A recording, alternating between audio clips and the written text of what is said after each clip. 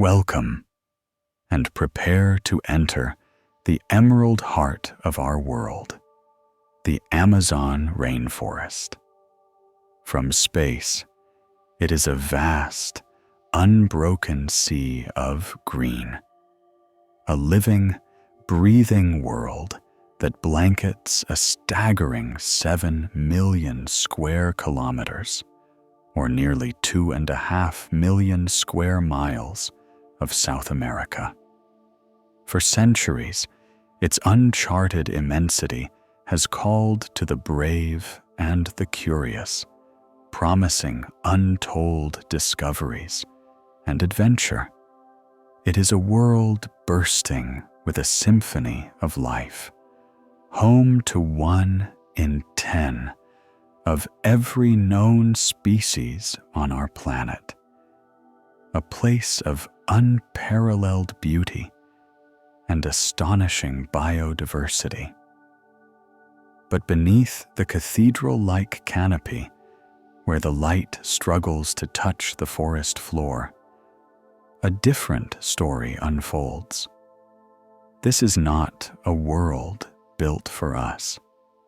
It is a perfectly balanced kingdom of predators and prey, of hunters and the hunted, where every leaf and every shadow can hide a lethal secret.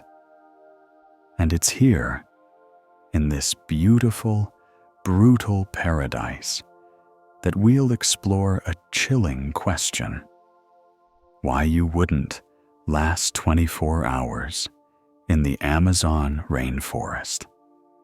As we begin this journey into the heart of the wild, we'd love to know where you're joining us from. Let us know in the comments where you're listening and what time it is in your corner of the world. It's always fascinating to see how far these stories travel. And if you find yourself captivated by the tales we tell, be sure to subscribe to the channel so you won't miss the other journeys we have planned. Your first mistake is a simple one, born of curiosity.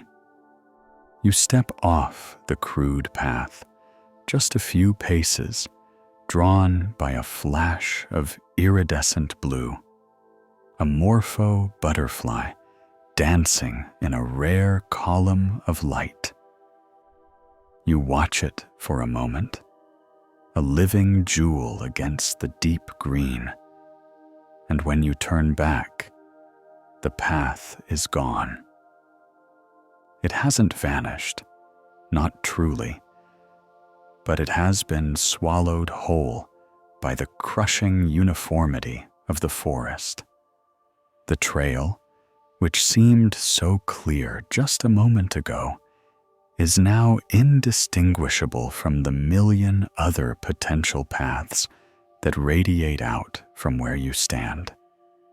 In that single, heartbeat-long moment of inattention, you have become lost. And here, in the Amazon, being lost is not a temporary inconvenience. It is a death sentence that begins the moment you realize your fate. The clock on your 24 hours has begun to tick, not with a sound, but with the sudden, cold grip of panic. To understand the futility of your situation, you must first comprehend the sheer, soul-crushing scale of the world you have just stepped into. The Amazon rainforest, the Amazonia, is not a forest in the way one might imagine a national park. It is a continent-sized labyrinth of living things.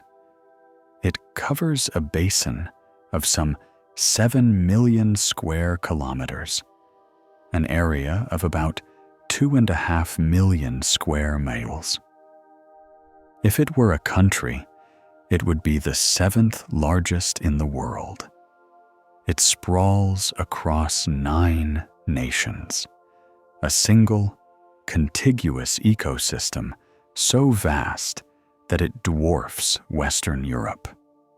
Within its borders, the state of Amazonas in Brazil is larger than France, Spain, Sweden, and Greece combined. You haven't just wandered off a path. You have stepped into an ocean of trees, and your chances of being found by chance are statistically 0. The very air you breathe is a product of this place, the so-called lungs of the world, cycling unimaginable volumes of carbon dioxide into oxygen. This forest generates its own weather, creating flying rivers of atmospheric moisture that influence climate patterns far beyond its own borders. You are not just in a location. You are inside a planetary engine, and its gears are utterly indifferent to your existence. This colossal scale is reinforced by the river system that gives the forest its name. The Amazon River is not merely a river, it is a moving sea.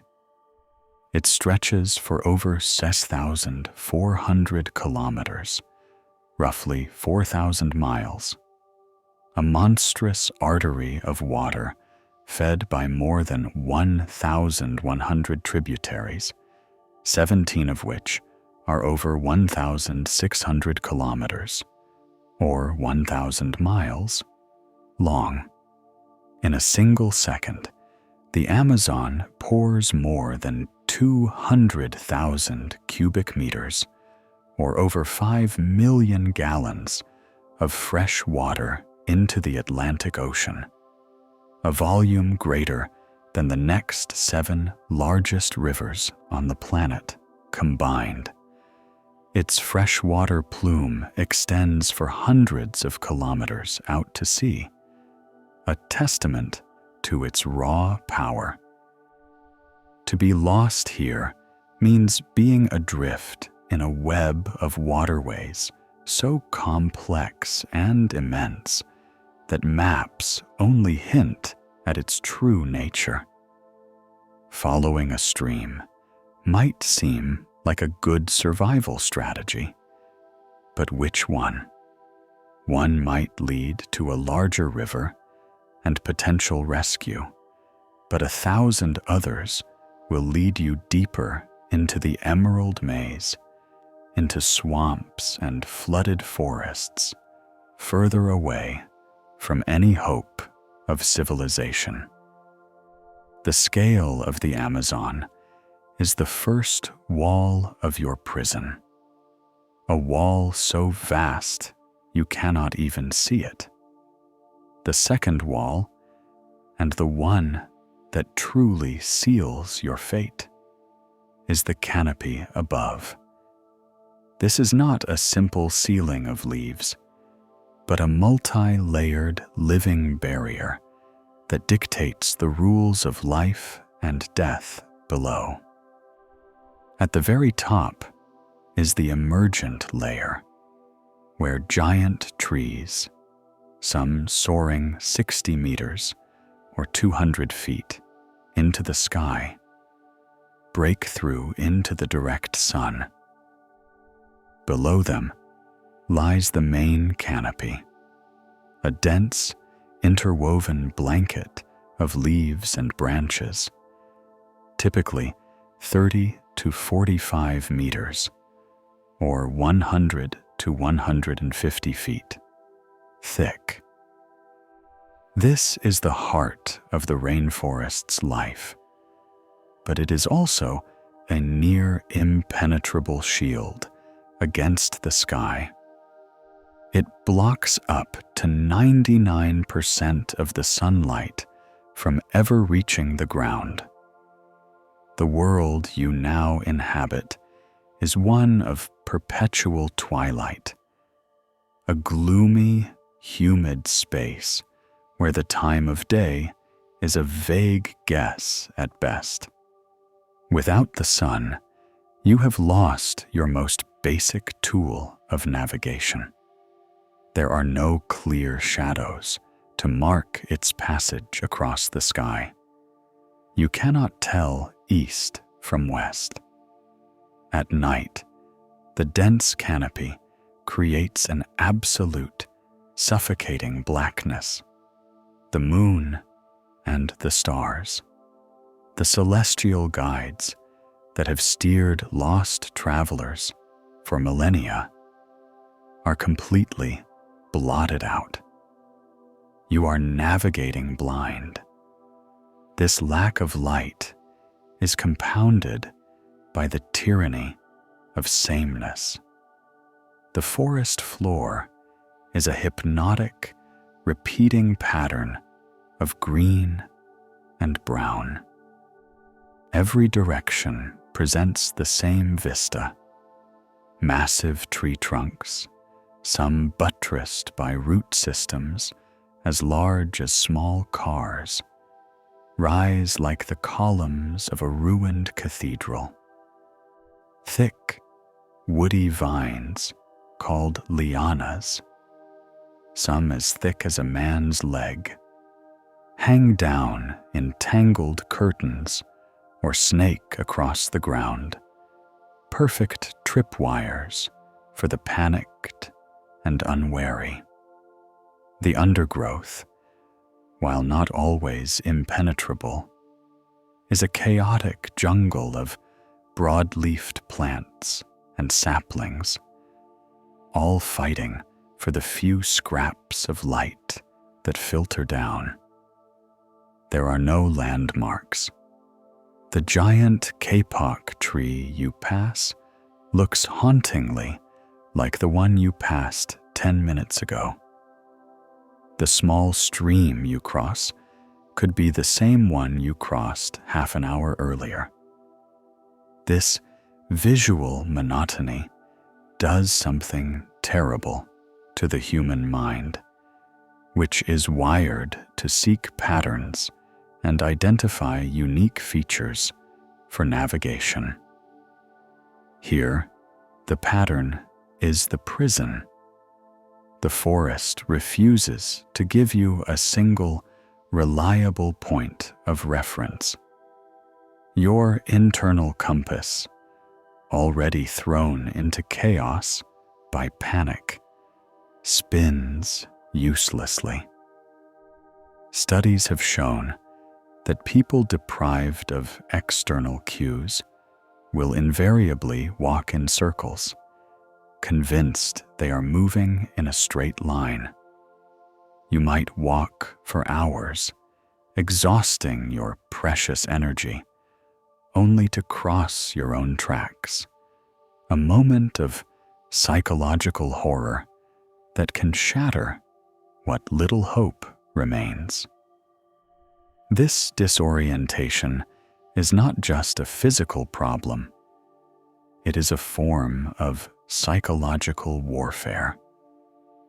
The initial adrenaline surge of being lost soon gives way to a gnawing, primal fear.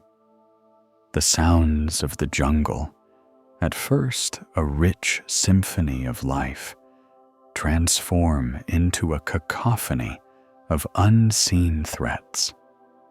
The bizarre, guttural roar that echoes through the trees is not a jaguar, as your racing mind might assume, but a howler monkey. Yet the terror it inspires is just as real. The constant hum of insects becomes a maddening drone, punctuated by the sharp, alien calls of birds you cannot see. Every rustle in the undergrowth, every snap of a twig could be a predator. you feel a constant, oppressive sensation of being watched by a million invisible eyes, because you are. You are a foreign object, loud, clumsy, and vulnerable, and everything in this forest is aware of your presence. Panic begins to dictate your actions. You start to run, a fatal mistake. You crash through the undergrowth, heedless of the razor-sharp thorns that tear at your skin, opening wounds that will soon fester in the humid air. You thrash through stagnant pools of water, ignoring the microscopic dangers within. You waste sweat, accelerating the dehydration that will soon cripple you. The forest doesn't need a predator to attack you. It simply needs to overwhelm your senses, break your mind, and let your own panic deliver the finishing blow. Before a single creature has bitten or stung you, before you have succumbed to hunger or thirst, the Amazon has already defeated you with its two most powerful weapons, its incomprehensible vastness and its claustrophobic, infinite sameness. You are a tiny, insignificant speck in a world that does not know or care that you are there. And within the first few hours of your 24-hour ordeal, you are already profoundly, hopelessly, and irrevocably lost. The psychological torment of being utterly lost is soon joined by a far more primitive and pressing assault, one waged not on your mind, but on every cell in your body. The Amazon does not wait for you to starve. It begins to dismantle you with the very air you breathe. You become acutely aware of a crushing, physical presence all around you. It is the humidity, a suffocating blanket woven from heat and water vapor. The air is so thick with moisture, often reaching 90% humidity or more, that each breath feels heavy, as if you are trying to breathe water.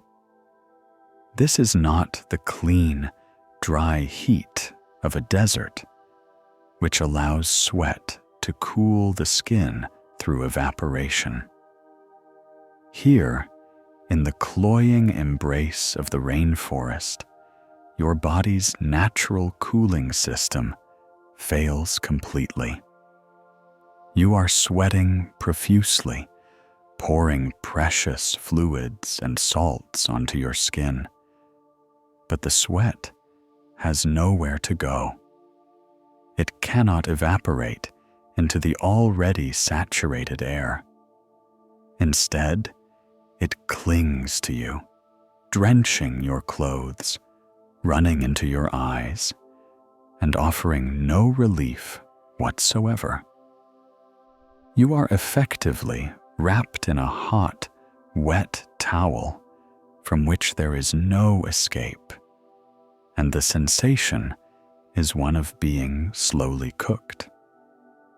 With every passing hour, the temperature steadily climbs, pushing past 33 degrees Celsius, well into the 90s Fahrenheit. But this number is a lie, a cruel understatement of the reality. The heat index, what the temperature actually feels like to the human body when combined with the crushing humidity, can soar to a staggering 45 degrees Celsius. or 113 degrees Fahrenheit. You feel it in your blood, a deep, radiating heat that saps your will and your strength. Your body, desperately trying to cool itself, pumps blood to the surface of your skin, turning it red and flushed.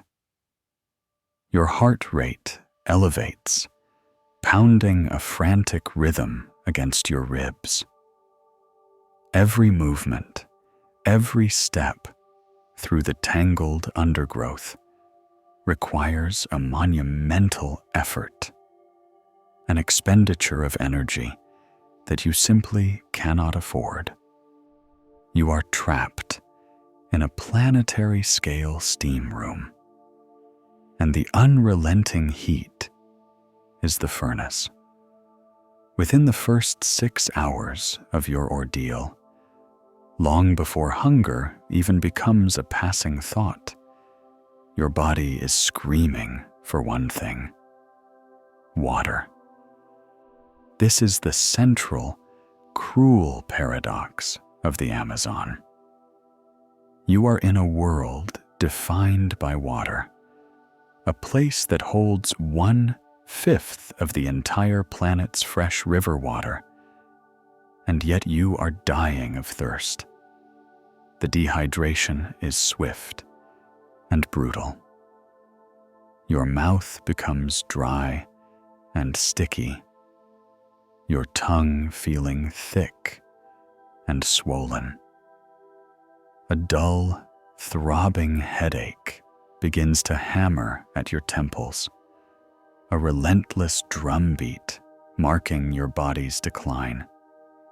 You are losing fluid at an astonishing rate, up to a liter or about a quart every hour. With that fluid go the essential electrolytes, the salts that your nerves and muscles need to function. The first cramps begin in your legs, sharp, seizing pains that can drop you to your knees. Your thinking becomes sluggish, your focus blurred. The fog of dehydration descends upon your mind, compounding the disorientation and panic you already feel. You might stumble upon a pool of standing water, a seemingly miraculous discovery. It looks clear enough, a tempting, life-saving gift. But to drink it is to gamble with a life you are already losing. This water, so still and inviting, is in fact a teeming, invisible battlefield. It is a broth of microorganisms, a universe of bacteria, protozoa, and parasites that the native fauna have adapted to over millennia, but to which your body has absolutely no defense. Drinking from this pool could introduce you to giardia, leading to violent intestinal cramps and debilitating diarrhea. You might ingest the bacteria that causes leptospirosis, a disease carried in animal urine that will bring on a raging fever, muscle aches, and vomiting. Every mouthful of water you lose to sickness is water you cannot spare, and the cycle of dehydration would accelerate into a death spiral. So you are faced with an impossible choice: succumb to the certainty of dehydration, a process that is already clouding your judgment and crippling your muscles, or drink the water and risk a swift, violent illness that will achieve the same result even faster.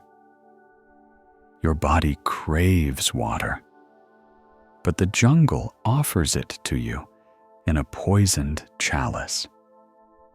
As the oppressive afternoon wears on, the world around you begins to change.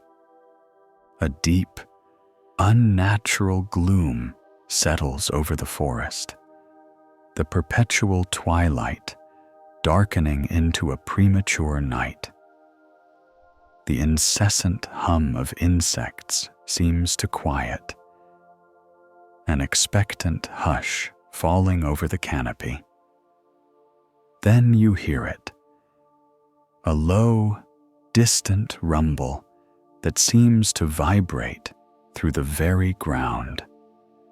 It is the sound of the Amazon's other face, the herald of the daily deluge. The sky, which you cannot see, opens up. The rain does not begin as a drizzle. It is a sudden, violent event, as if a dam has broken in the heavens. A solid wall of water smashes into the canopy 60 meters, or 200 feet, above you. The sound not of rainfall, but of a deafening, continuous roar, like a freight train that never passes.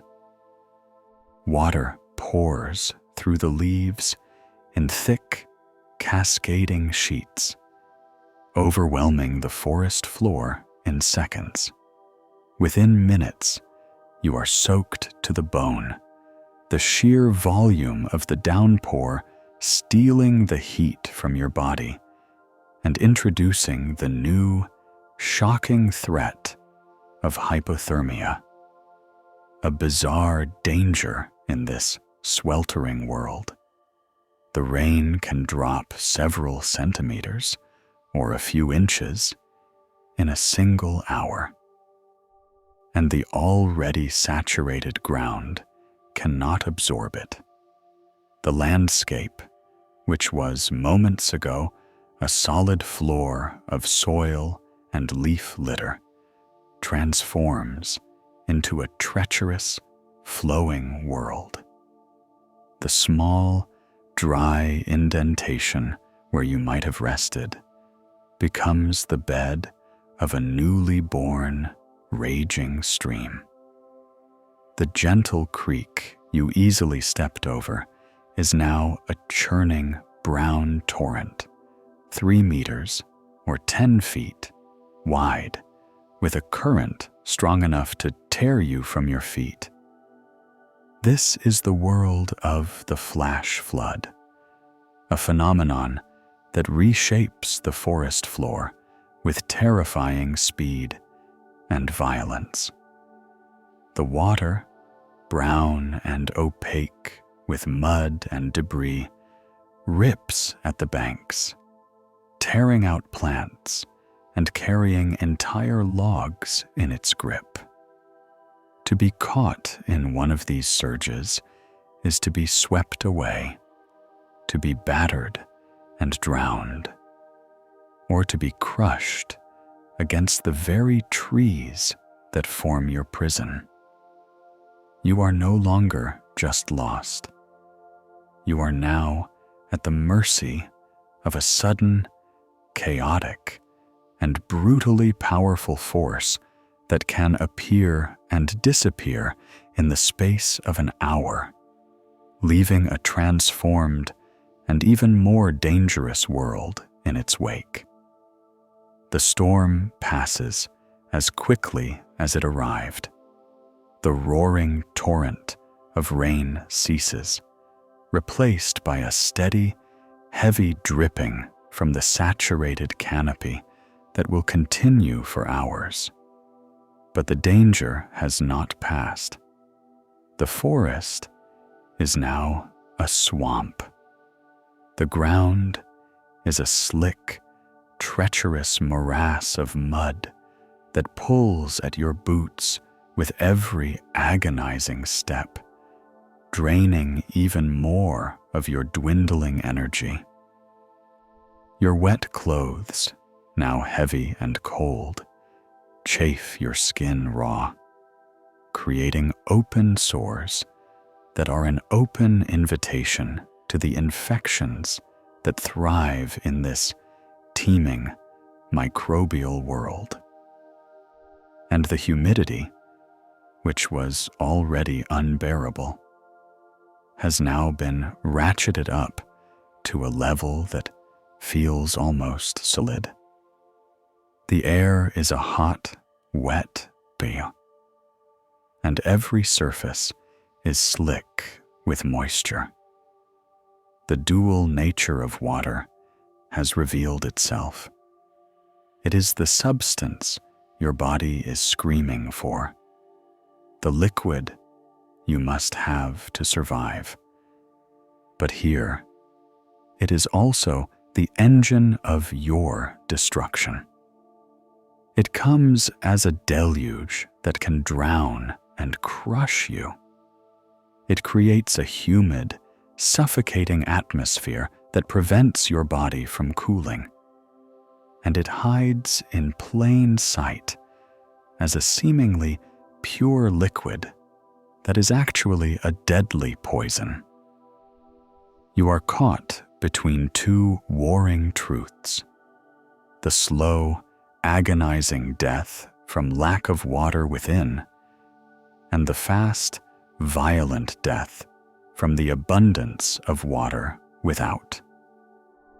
As the first 12 to 15 hours of your 24-hour countdown elapse, the elements themselves have beaten you down, leaving you exhausted, dehydrated, and on the verge of total collapse, a weakened and vulnerable intruder awaiting the next phase of the Amazon's relentless assault.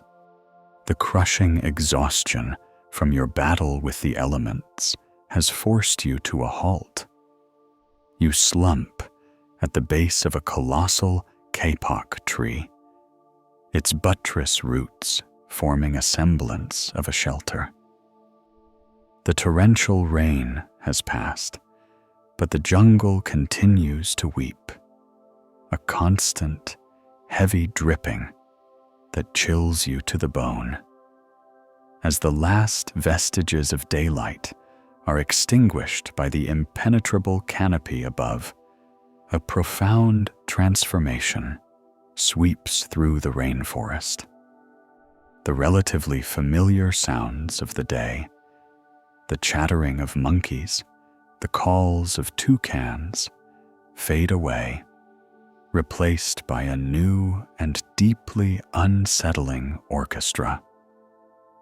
The night in the Amazon does not fall silent. It awakens. A cacophony of chirps, clicks, and whistles rises from a billion insects. The air, already thick with the smell of wet earth and decay, now carries new scents on its humid currents, the musky odors of creatures that hunt under the cloak of darkness. You are entering the second half of your 24-hour ordeal, and the dangers are shifting from the passive, environmental threats to the active, thinking predators that are now leaving their dens and beginning their nightly patrols. You feel it before you see or hear anything. A primal instinct, a prickling on the back of your neck. It's the feeling of being watched, of being assessed.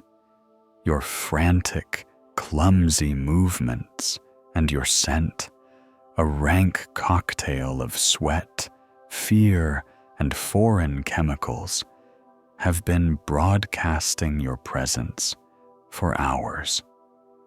And something has answered the call. Your eyes, useless in the profound blackness, strain to see into the suffocating gloom. You can make out nothing but the vague, darker shapes of trees against a slightly less dark background. But out there, something is watching you with eyes that have mastered this darkness. It moves with a silence that is in itself a threat, a fluid, deliberate grace that speaks of absolute confidence. This is the realm of the jaguar, Panthera onca, the ghost of the Amazon. It is the largest feline in the Americas, a creature of breathtaking power and beauty. A large male can weigh nearly 100 kilograms, over 220 pounds of perfectly coiled muscle, wrapped in a coat of golden, rosette-spotted fur that renders it all but invisible in the dappled, shifting light of the forest floor. The jaguar is not a creature of mindless aggression. It is a patient, intelligent hunter, the apex predator of this terrestrial world. It is a master of the ambush, using the dense cover you are hopelessly lost in as its greatest weapon. It may have been stalking you for the last hour, keeping pace with your stumbling progress, its padded paws making no sound on the damp leaf litter. It watched you, it smelled you, and it waited. Unlike lions or tigers, the jaguar possesses a unique and terrifyingly efficient killing method. Its jaw is a biological marvel, pound for pound, one of the most powerful of any feline, capable of generating a force of nearly 1,500 pounds per square inch. It doesn't need to go for the throat to suffocate its prey. It often kills with a single, decisive bite directly through the skull, its canine teeth piercing bone to instantly dispatch the victim. It is a hunter of caimans, its teeth capable of puncturing their thick, armored hides. It eats river turtles, its jaws powerful enough to shatter their shells. A human skull would offer no resistance at all. Attacks on humans are exceptionally rare, a fact that might offer a sliver of comfort if you were not in your current state. But you are not a hiker calmly observing from a distance. You are a lost, terrified intruder. You are behaving like prey. Your erratic movements, your heavy, panicked breathing, your stumbling and crashing through the undergrowth. These are the signals that trigger a predator's interest. You may have unwittingly blundered near its territory, its kill, or worse, its cubs. To the jaguar, you are an anomaly, an unknown variable in its perfectly ordered world, and its response is not born of malice, but of instinct. It may simply be curious, shadowing you from a distance you will never perceive. Or it may decide that you are a threat or an opportunity. You will never know its intentions.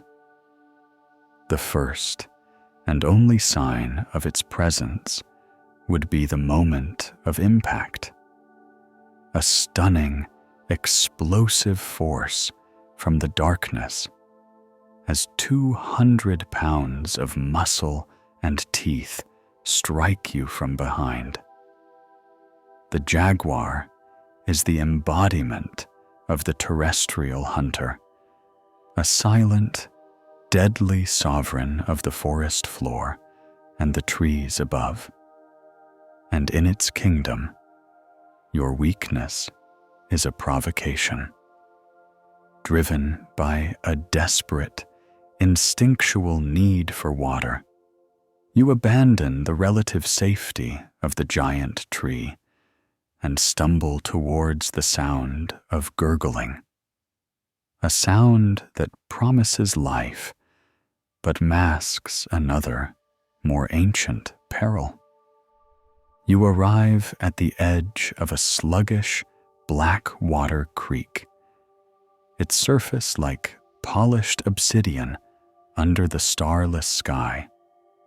Here, at the intersection of land and water, you have entered the hunting ground of two of the most formidable predators on the continent. As you kneel, your hands trembling, to scoop the dubious water to your lips, a subtle movement in the water catches your eye. It is not a log, as you first thought. It is a section of a living creature of impossible size, a titan of the aquatic world. You have found the lair of the green anaconda, Eunectes murinus. She is the heaviest snake on the planet, a creature that can exceed 8 meters, nearly 27 feet, in length, and can weigh more than 225 kilograms, or 500 pounds. Her body, thicker than a man's torso, is a magnificent engine of constriction, patterned in olive green and black blotches that make her disappear completely in the murky, leaf-choked water. The anaconda is a patient hunter. She can lie submerged for hours, her nostrils just breaking the surface, waiting for prey to come to the water's edge. She feels the vibrations of your approach through the ground and water. She senses your body heat. She is not venomous. Her weapon is the inescapable embrace of her coils. The strike, when it comes, is a blur of motion, unbelievably fast for an animal of her size. Her head, filled with rows of backward curving teeth designed to hold, not to cut, would latch onto your arm or leg. The initial shock and pain would be instantly followed by the terrifying sensation of being pulled, dragged, with irresistible force into the water, her domain. The first coils would wrap around you, not with a sudden, bone-shattering crash, but with a firm, relentless pressure. The common misconception is that constrictors crush their prey. The reality is far more clinical. The anaconda tightens her coils every single time you exhale, squeezing the air from your lungs and preventing you from drawing another breath. With each desperate, futile attempt to inhale, the pressure would increase, a living vice that is cutting off the flow of blood to your brain. Consciousness would fade within a minute, a terrifying, silent death by suffocation and cardiac arrest, as you are squeezed out of existence at the bottom of a muddy jungle creek. Anacondas do not regularly hunt humans, but they are opportunistic. A lone, weakened creature kneeling at the water's edge is an opportunity that a large, hungry snake would find hard to ignore. But the anaconda is not the only horror that calls this black water home. As you recoil from the sight of the great snake, another, more primal fear materializes. 2 points of crimson light appear on the far bank, reflecting an ambient light you cannot even perceive. They are the eyes of the black caiman, Melanosuchus niger, the undisputed king of the Amazonian aquatic ecosystem. This is a creature that has survived since the age of the dinosaurs, a 10-million-year-old design for killing that has been perfected by evolution, growing up to 5 meters or 16 feet in length. The black caiman is the largest predator in the entire rainforest. Its dark, armored scales make it completely invisible in the nocturnal waters. It is a creature of pure, explosive power. It can lie motionless, resembling a floating log, for hours, a model of reptilian patience. But when it strikes, it is with the force of a battering ram. Its jaws, lined with 80 teeth and powered by muscles that can slam shut with thousands of pounds of force, are designed to seize and hold. If you were to fall into the water, or even stand too close to the edge, the attack would be instantaneous. The caiman would propel itself from the water, seizing you in a grip from which there is no escape. Its next move is what makes it so terrifying. It would begin to spin, the infamous death roll, a powerful, torque-driven maneuver designed to disorient, drown, and dismember its prey.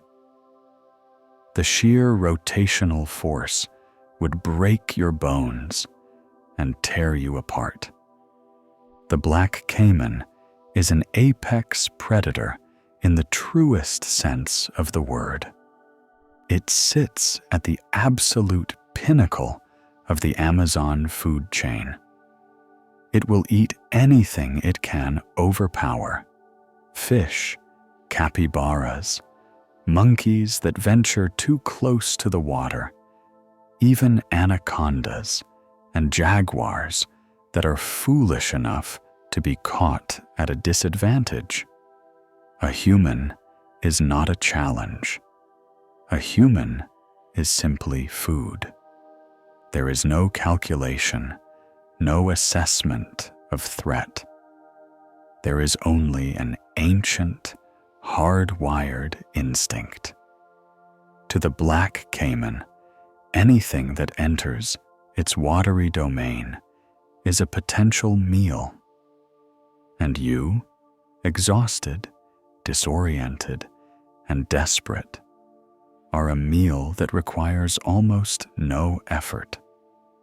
The night has closed in, and your prison, once a vast expanse of green, has now shrunk to the small, terrifying circle of your own immediate awareness. Every shadow could be a jaguar. Every ripple in the water could be an anaconda or a caiman. You are trapped in a three-dimensional hunting ground. The threat is above you in the trees, beside you on the forest floor, and below you in the water. These magnificent creatures are not monsters. They are not evil. They are the perfectly adapted, brutally efficient rulers of this world, a world where you do not belong. They are the living, breathing embodiment of the Amazon's power, a power that has been honed over millions of years. And as the hours of darkness tick by, you are no longer just a lost soul battling the elements. You are now prey, a weak and defenseless intruder in a land of silent hunters and ancient predators. And the night is very, very long. The terror is a physical thing, a cold knot in your stomach that overrules all rational thought. The unseen eyes of the jaguar, the monstrous bulk of the anaconda, the crimson gleam of the caiman's gaze, they have broken your nerve completely. You do the one thing your exhausted body screams at you not to do. You run. It is not a run of strategy or direction, but a blind, panicked scramble away from the water's edge, away from the suffocating darkness of the apex predators.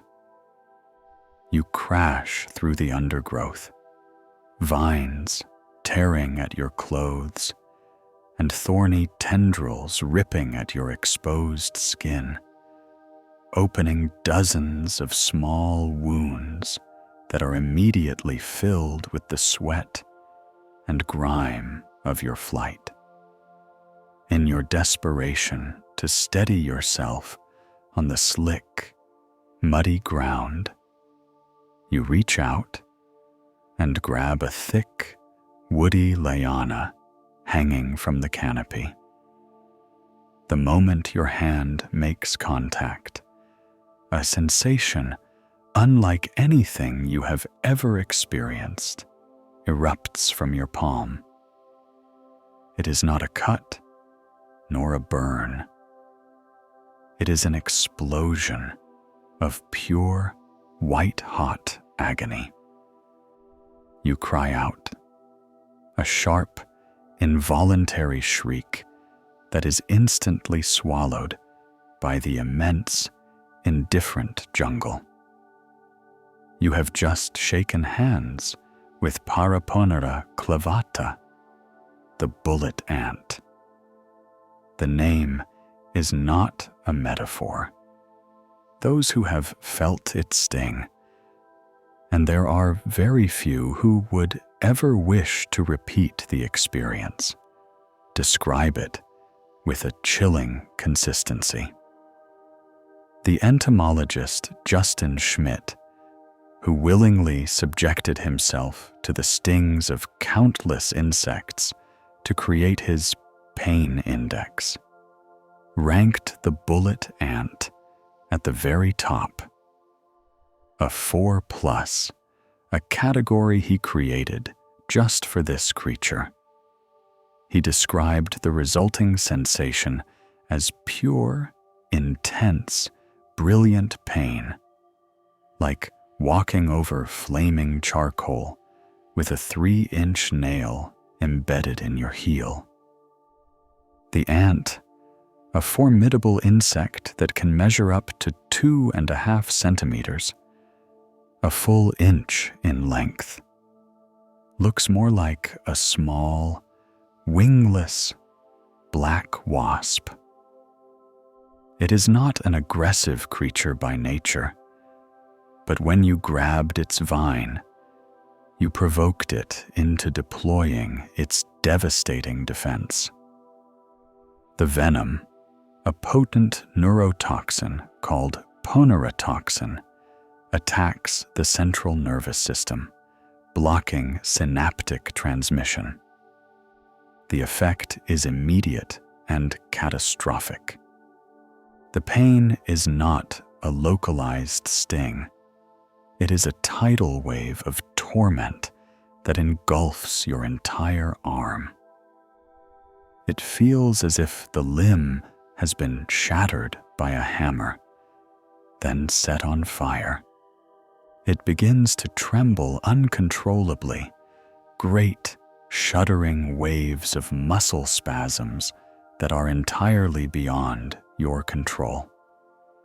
A cold sweat breaks out over your entire body, even in the sweltering heat. Nausea churns in your gut. Within minutes, your arm is a useless, throbbing appendage, a source of such overwhelming agony that you can no longer think, can no longer focus on your predicament. And this is the venom's cruelest trick. It does not fade. The peak of the pain lasts for hours, sometimes as long as a full day, a relentless 24-hour cycle of torture from a single tiny insect. You have been functionally crippled. The use of one of your arms is gone, and your mind is now a prisoner to a pain so profound it borders on a religious experience. As you lie collapsed on the forest floor, cradling your burning arm and gritting your teeth against the waves of nausea, a new torment begins. At first, it is just a sound, a high-pitched, persistent whine that seems to exist on the very edge of your hearing. Then you feel them, a dozen, then 50, then 100 feather-light landings on your face, your neck, your hands, on every square millimeter of skin left exposed by your tattered clothing.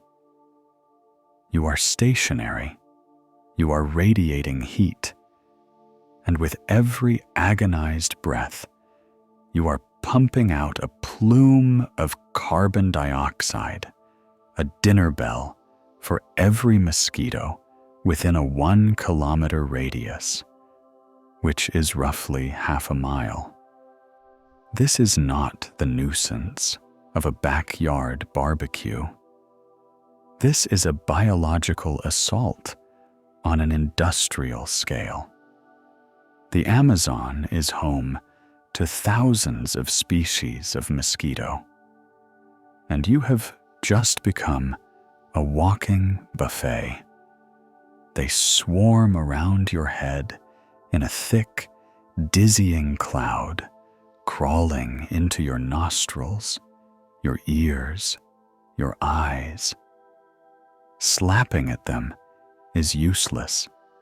For every one you kill, 100 more descend to take its place. Each bite is a tiny pinprick of irritation, but multiplied by 1,000, it becomes a maddening, relentless itch that stretches your sanity to its breaking point. You scratch, but your fingernails only open up more wounds on your skin, creating more entry points for the bacteria and fungi that coat every surface in this humid world. But the itching, the maddening hum, the small loss of blood, these are the least of your worries.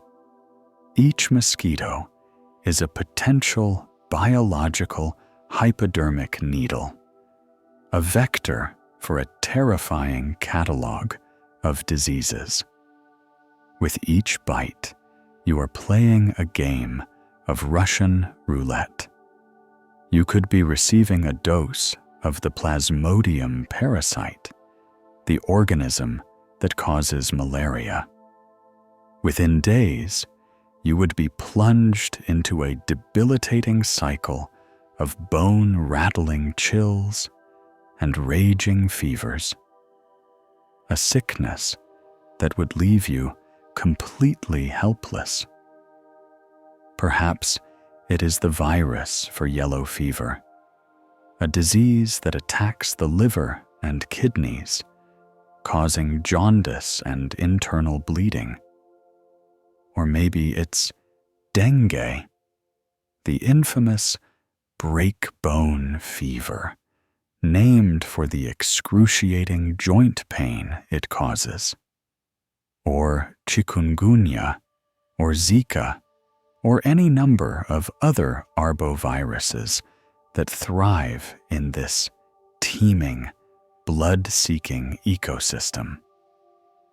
You will not die of these diseases in 24 hours, but the sheer statistical probability of being infected by something truly terrible is near 100%. The knowledge of this, the feeling of being injected with a cocktail of potential plagues, is a form of psychological warfare that erodes your will to live. Some of the insects that land on you are not what they seem. One in particular, a fly that looks much like a common housefly, lands on your leg for just a moment. You brush it away, thinking nothing of it. What you don't know is that this was a female human botfly, Dermatobia hominis, and its reproductive cycle is a masterpiece of insidious horror. It does not lay its eggs on you directly. It first captures a mosquito, glues a clutch of its eggs to the mosquito's abdomen, and then releases it unharmed. When that mosquito landed on you to take its blood meal, your body heat triggered the botfly eggs to hatch instantly. The microscopic larvae dropped onto your skin and crawled into the fresh bite wound before you even noticed. Over the next few hours, as you lie there, tormented by pain and the mosquito swarm, one of the bites on your leg begins to feel different. It develops a hard, painful lump, and there is a bizarre, intermittent sensation of movement from within.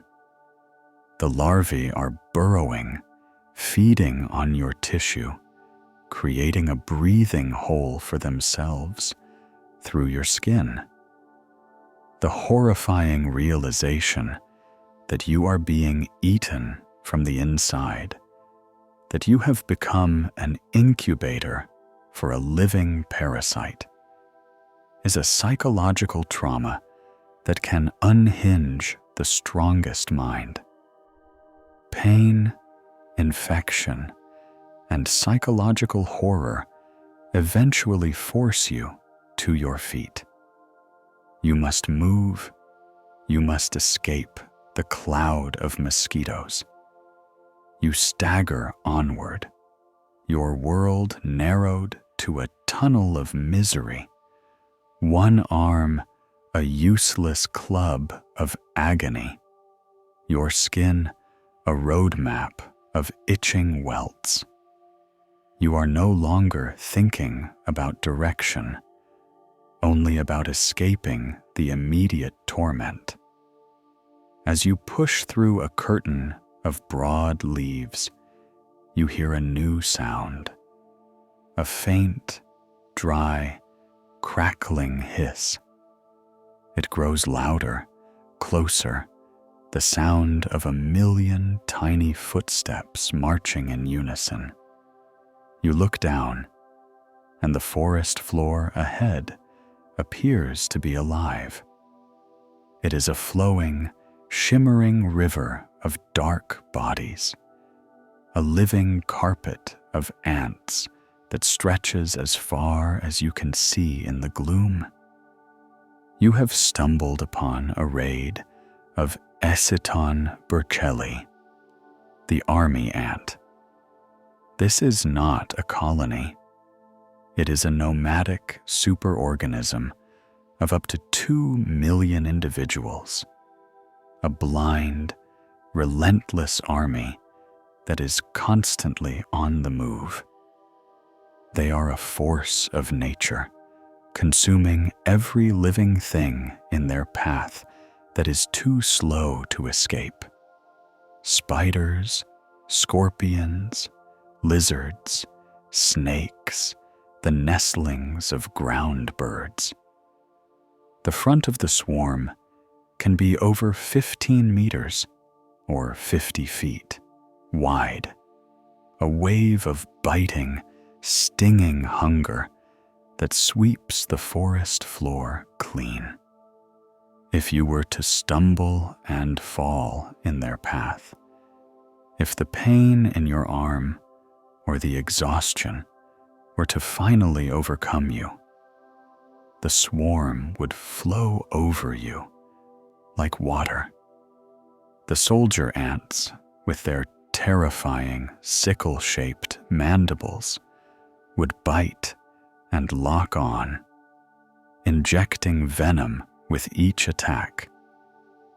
They would pour into your clothes, your hair, your mouth, your lungs.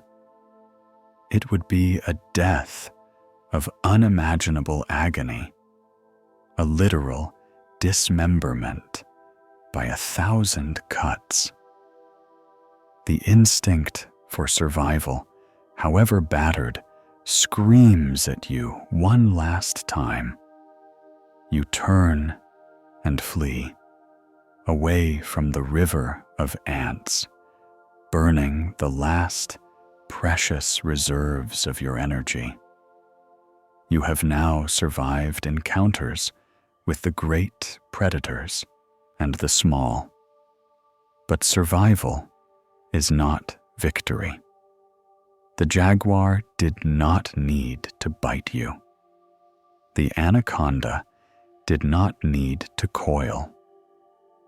The Amazon's true power lies in its depth of forces. You have been crippled by an ant, drained and infected by mosquitoes, violated by a parasite, and sent fleeing in terror by an insect army. Your body is broken, your mind is reeling, and your 24 hours are almost up. You have been comprehensively defeated, not by a single dramatic blow, but by 1,000 tiny, merciless wounds. The night's relentless assault by the living creatures of the Amazon has left you a shattered wreck. The searing, systemic pain from the bullet ant sting has subsided into a deep, throbbing ache. Your arm now swollen to twice its normal size, a useless, leaden weight. The maddening itch from 1,000 mosquito bites has become a secondary torment, a constant, irritating background noise to your misery. You have somehow managed to stagger away from the terrifying, flowing carpet of army ants, your heart hammering with the primal fear of being consumed alive. Dawn is still hours away, a concept that seems abstract and meaningless in the perpetual twilight beneath the canopy. You are now running on the dregs of adrenaline and instinct, a ghost of the person who stepped off that path less than a day ago. In your desperate, stumbling flight, you trip over a thick, exposed root and fall, not onto the soft leaf litter, but into a dense patch of unfamiliar foliage. The impact itself is jarring, but what happens next is a new and insidious form of attack, one that is silent, passive, and utterly debilitating. Your exposed skin, already a tapestry of scratches and insect bites, makes contact with the broad, inviting leaves of what appears to be an innocuous shrub. There is no immediate pain, no sting or bite, but within seconds, a burning, itching sensation begins to spread across your arms and legs. It is a feeling akin to being rolled in fiberglass insulation. A million microscopic needles digging into your flesh. You have blundered into a patch of dendrocnide, more commonly and chillingly known as the jimpy, or stinging tree. The plant is a botanical nightmare, its leaves and stems covered in a dense fur of fine, silica-tipped hairs, or trichomes. These hairs act like tiny, brittle hypodermic needles. The slightest touch causes them to break off, embedding themselves in the skin and injecting a potent, incredibly stable neurotoxin. The pain is infamous, a unique combination of a searing burn and the feeling of being electrocuted. And like the venom of the bullet ant, its most horrific quality is its persistence. The agony can last for weeks, even months, flaring up with excruciating intensity whenever the affected skin is touched or exposed to a change in temperature. You scramble out of the patch of plants, your skin now on fire, adding a new layer of torment to your already overloaded sensory system. You look around, your vision blurred by sweat and exhaustion, and you begin to see the forest in a new, terrifying light. It is no longer just a collection of trees and plants. It is a chemical warfare laboratory, a garden of silent, vegetable assassins. The vibrant colors that once seemed beautiful are now warnings.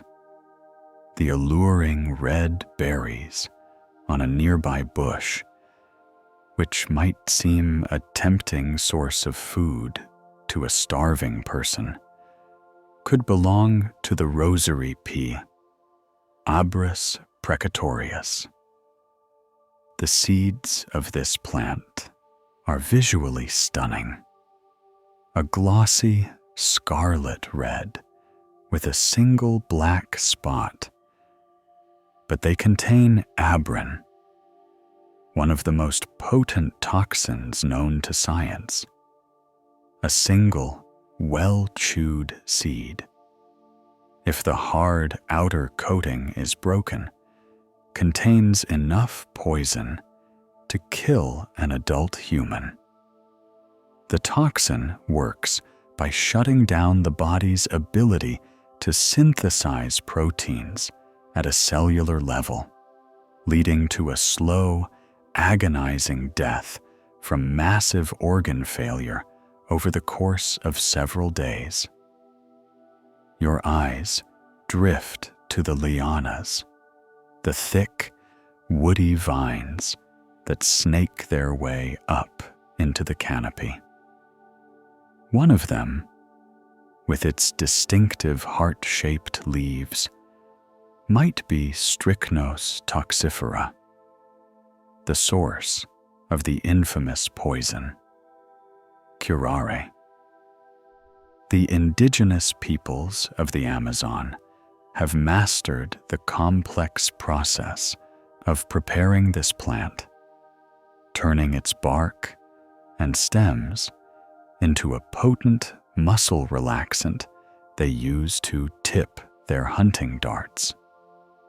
The poison works by blocking nerve impulses at the neuromuscular junction.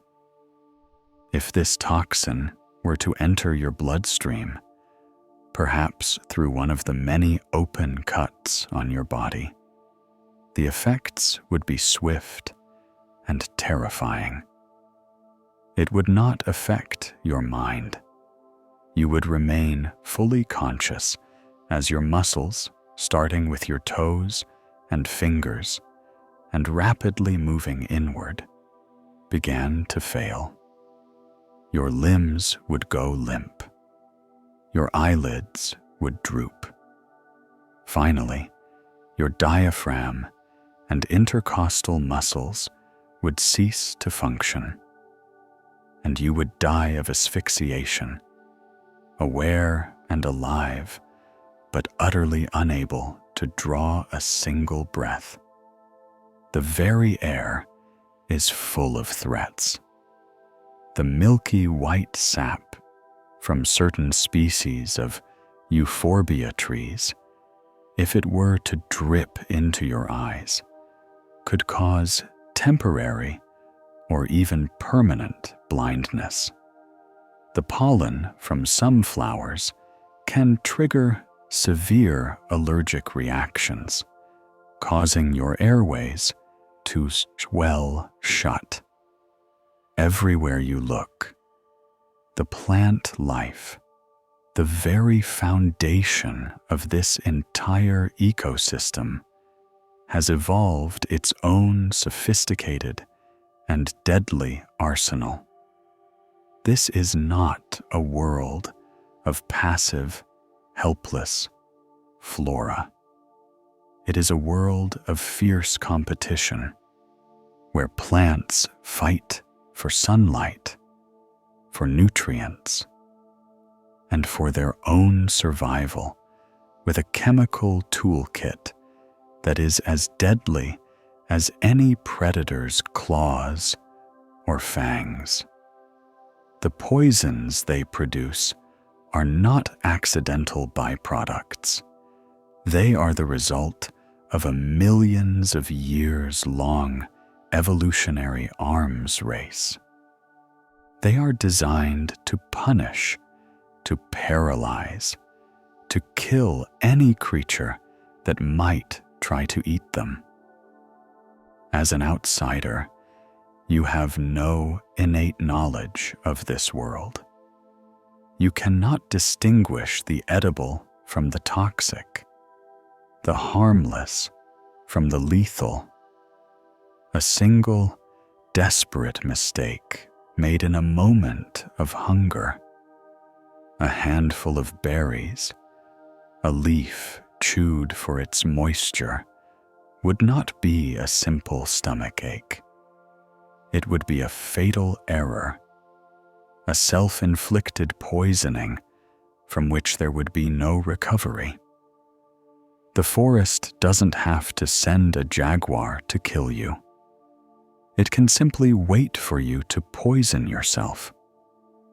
This silent, chemical threat is mirrored by an even more insidious, invisible enemy, the world of microorganisms.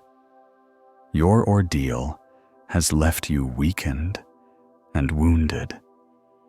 The scratches from the thorns, the open sores from your chafing, wet clothes, the puncture wounds from 1,000 mosquito bites. Each one is a breach in your body's defenses, an open door for an army of unseen invaders. The soil you are lying on, a rich, dark humus teeming with life, is also a reservoir of deadly bacteria, including Clostridium tetani. A simple tumble could grind spores into one of your cuts, leading to tetanus, a horrifying disease that causes excruciating muscle spasms, lockjaw, and eventually death by suffocation. The water, even the rain that falls from the sky, is not pure.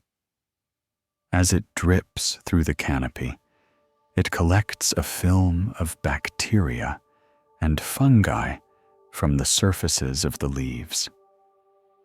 Every drop that runs into an open wound is a potential source of infection. In the hot, humid environment of the rainforest, where temperatures are a perfect incubator for microbial growth, a minor cut that would be a trivial inconvenience back home can become a life-threatening crisis in less than a day. Within 12 hours, the skin around a scratch could become rida and swollen. By the 24-hour mark, it could be a raging, pus-filled infection, the bacteria pouring into your bloodstream and triggering sepsis. This systemic infection, a body-wide inflammatory response, would cause a high fever, a plummeting blood pressure, and a rapid shutdown of your vital organs. You would die not from a dramatic animal attack, but from the quiet, efficient work of microscopic organisms that you never even saw. The very act of breathing is a risk. The air is thick with the spores of countless species of fungi.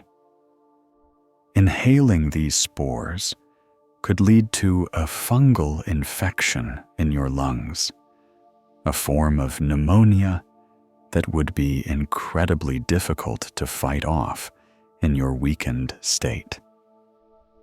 And then there are the parasites that exist in the water and the soil, creatures that can enter your body not just through ingestion, but directly through your skin.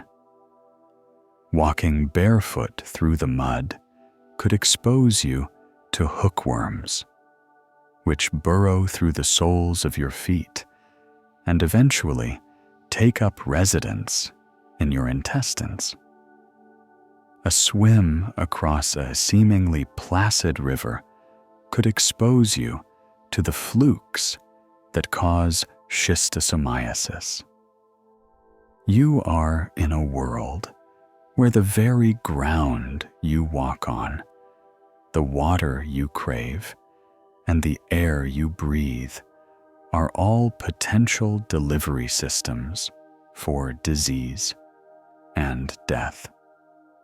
The sun, an entity you have not seen since you became lost, begins its ascent, but its light does not penetrate the dense canopy. The only sign that a new day has begun is a subtle shift in the gloom, from an absolute black to a murky, oppressive gray. For you, it is not a symbol of hope, but the final, damning confirmation of your failure.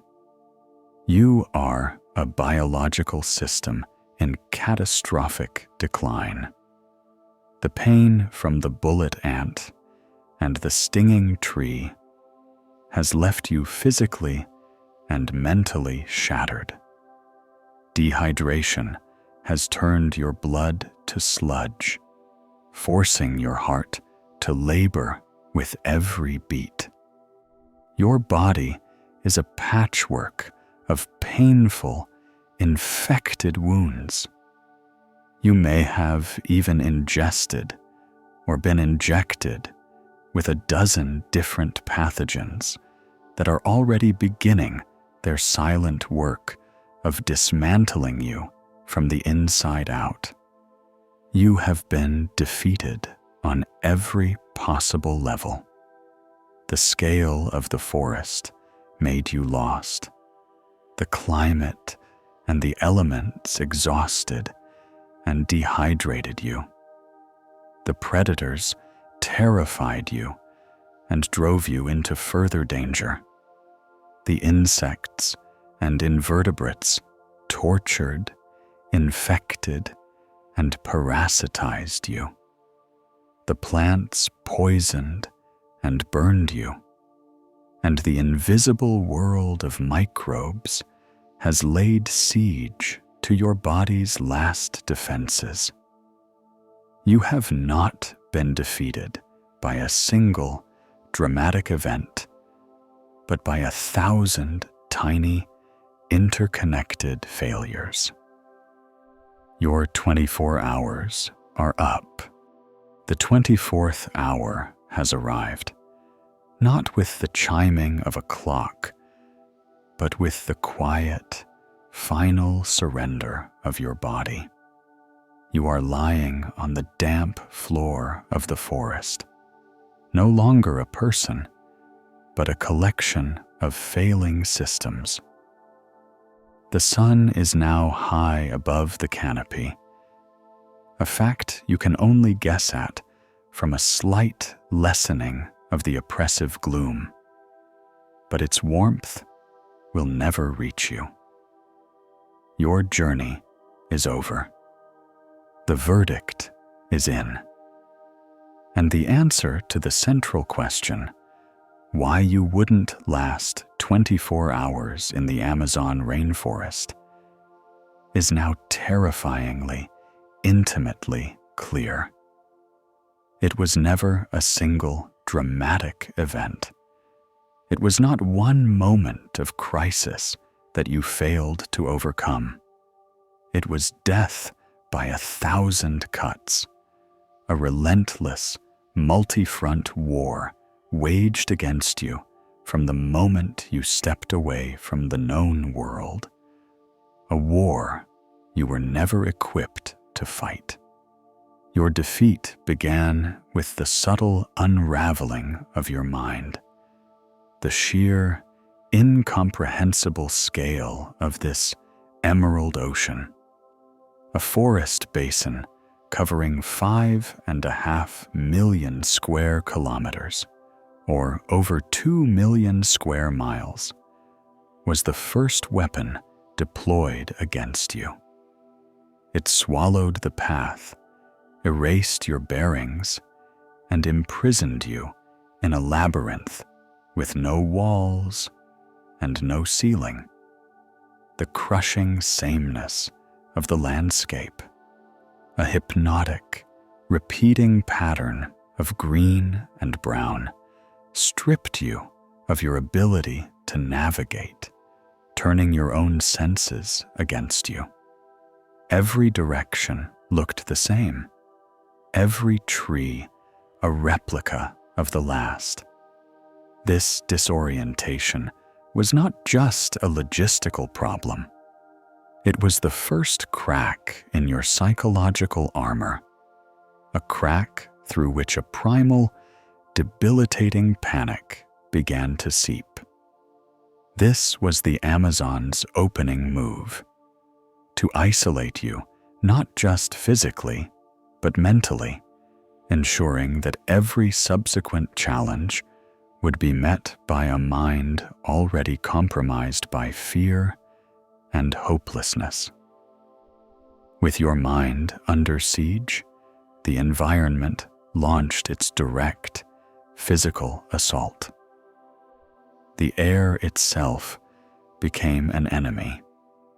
The suffocating humidity, often exceeding 90%, conspired with the relentless heat, which soared past 33 degrees Celsius, or 90 degrees Fahrenheit, to dismantle your body's most basic functions. Your sweat, your natural cooling system, was rendered useless in the saturated air. You were being poached, slowly and inexorably, your core temperature rising, while your body poured out precious fluids in a futile attempt to survive. This brought on the agony of dehydration, a fierce, internal drought in the wettest place on earth. The paradox was a cruel one. You were surrounded by water, yet dying of thirst. The rivers and pools that seemed to offer salvation were a lie, a tempting mirage hiding a microscopic menagerie of bacteria and parasites ready to unleash disease upon your already stressed system. The sudden, violent rainstorms offered no relief. Instead, transforming the world into a treacherous swamp of flash floods and slick mud, stealing your body heat and opening the door to the absurd threat of hypothermia in a sweltering jungle. The elements did not need to be malicious. They simply needed to be themselves, to break you. As night fell and your body weakened, the forest's true rulers emerged from the shadows. The apex predators, the jaguar, the anaconda, and the black caiman were not monsters, but the finely tuned instruments of this ecosystem's balance. You were never their intended prey, but your panicked, wounded state turned you into an object of interest, a signal of weakness in a world that has no pity.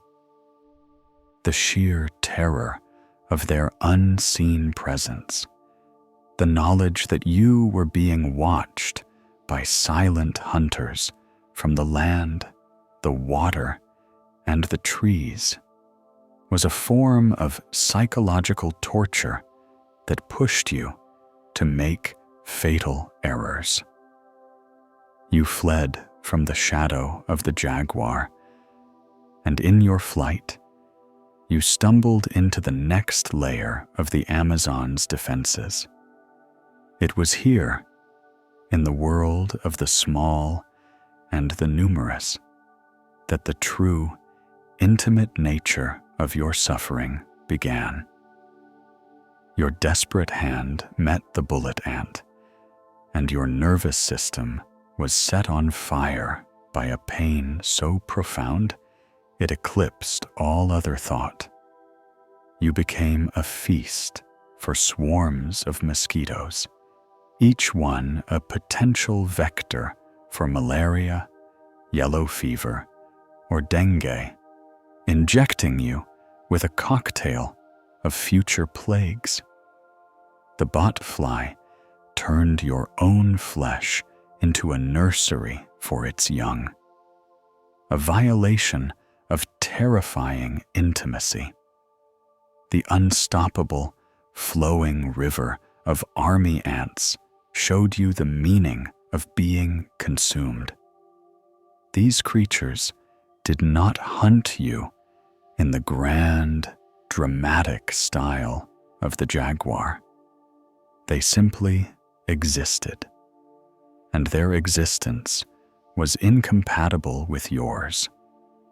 They crippled you, they infected you, they terrorized you, and they demonstrated with agonizing clarity that in this world, size is no guarantee of dominance.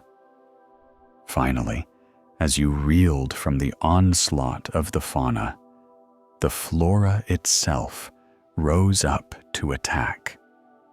The silent, stationary world of plants revealed its own arsenal of chemical weapons, honed over millennia of evolution. You fell into the stinging tree, and your skin was set ablaze by a toxin designed to inflict months of agony. You looked upon the vibrant berries and the alluring flowers, ignorant of the deadly poisons like abrin and curare that they concealed. The very foundation of the food chain was a minefield of lethal toxins, and you, with no guidebook, no ancestral knowledge, were a blind fool, moments away from a fatal mistake.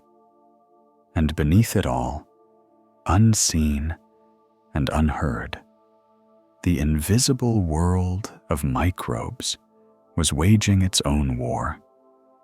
The bacteria in the soil, the fungi in the air, the parasites in the water. They found their way into your wounds, into your lungs, into your blood. Sepsis, tetanus, a dozen horrific infections were already beginning their work, turning your body into a battlefield at the cellular level. This is the ultimate answer.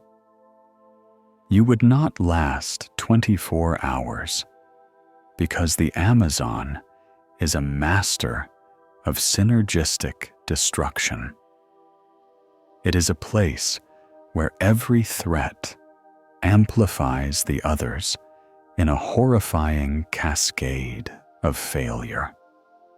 The disorientation makes you vulnerable to the elements.